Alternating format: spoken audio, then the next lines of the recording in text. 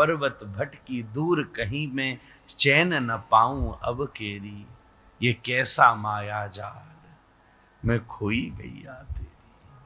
जिस दिन खूंटा उखड़ गया वैराग्य की प्राप्ति हो गई, पर जिस दिन ये जीव रूपी गैया फिर से अपने गोष्ठ में आ गई, तो उस दिन श्याम सुंदर ने प्रेम रज्जु कृत बंधन मन्यत, प्रेम रज्जु में जब उस जीव को बांध दिया तो राग और द्वेष की जंजीरों से मुक्त होकर के ये गैया अपने ग्वाले के पास पहुंच गई।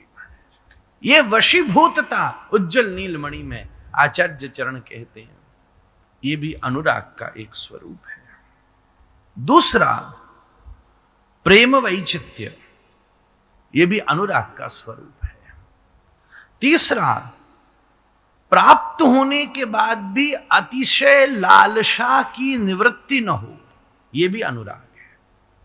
अप्राप्त वस्तु की लालसा तो बनी रहती है, पर प्राप्त वस्तु की लालसा को कैसे लौकिक वस्तुओं के प्रति रखोगे?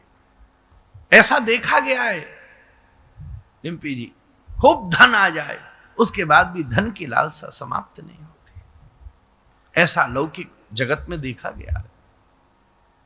हम सब अपने जीवन में भी कई बार अगर सावधान नहीं हो तो ऐसी विचार आ जाता है, सावधान नहीं होता। आश्चर्य यह है कि जिसके पास जितना है वो उतनी ही लालसा में है, जितना है वो उतनी ही लालसा में है। पहले इच्छा थी, अब आवश्यकता बदल गई है। दिने दिने नवम नवम, ठाकुर जी का स्वरूप ऐसा है। जो दिने दिने नवम नवम है, ऐसे श्याम सुंदर के प्रति लालसा की शिथिलता संभव ही नहीं है, बल्कि आनंदाम बुद्धिवर्धनम प्रतिपदम, प्रतिपदम आनंद अंबुधि का वर्धन ही होगा। यह भी अनुराग का एक अद्वितीय लक्षण है।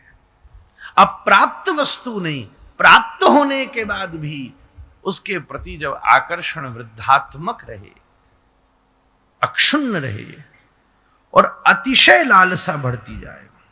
गोपियां ठाकुर जी के पास खड़ी हैं, सामने हैं, और हो सकता है कि ठाकुर जी के कर का स्पर्श भी प्राप्त हो रहा है, और श्री श्याम सुंदर के पीतांबर में से जितने छिद्र हैं उनमें से मलयाचल पवन भी झंकृत होती श्री श्याम सुंदर के दिव्य पीतांबर की सुगंध को लेकर के गोपियों के नासापुटों में प्रवेश कर रही हो। श्री श्याम सुंदर के मकराकृत कुंडलों को कपोलों से टकराने से उत्पन्न हुए निनाद भी गोपी इतनी समीप है कि उसके कर्णरंध्र में उस मुक्ताहर का हिलन प्रवेश कर रहा हो। अरे चौबी जी इतनी करीब आ गई है कि श्री श्याम सुंदर के पलक के हिलन से उत्पन्न हुए वायु के आवर्त भी उसकी भ्रकुटी का स्पर्श कर रहे हैं। इतनी सामीप्यता के पश्चात भी गोपी बंशी को देखकर खींच रही है। आहा, तू कितनी सौभाग्यशालिनी है री निगोड़ी, तेरा क्या कहना। ठीक है गोपाल हमारे सामने हैं, पर री बंशी तुझे तो अनवरत श्री श्याम सुंदर के अधरोष्ठों पर विराजमान होकर उनके अधरामृत आस्वादन करने का सद सौभाग्य प्राप्त होता रहता है। बंशी तत्प्रेम रूप का, तुझे तो नित्य श्री कृष्ण का संयोग प्राप्त है, तू कितनी बड़भागिनी है। ये अतिशय लालसा अनुराग की एक व्यावृत्ति है। कोई राधारमण जी आ ही नहीं पाता हो तो सोचता है ये कितने बड़भागी हैं, राधारमण जी जाते हैं। जो राधारमण जी जा रहा हो वो सोचता है ये कितने बड़भागी हैं जो नित्य जाते हैं। जो नित्य जाता है वो सोचता है वो कितना बड़भागी है जिसको अंदर भंडारी आदि किसी कार्य में सेवा मिली है। जो भंडारी आदि रसोईया आदि सेवा का सौभाग्य पाया है वो भी ये विचार करता है, अरे ये गोस्वामी जो श्री अंग की सेवा पाता है ये कितना सौभाग्यशाली है। गोस्वामी जी भी विचार करते हैं कि हमारे आचार्य चरण श्री गुणमंजरी स्वरूप कितने आनंददायी साक्षात स्वरूप हैं।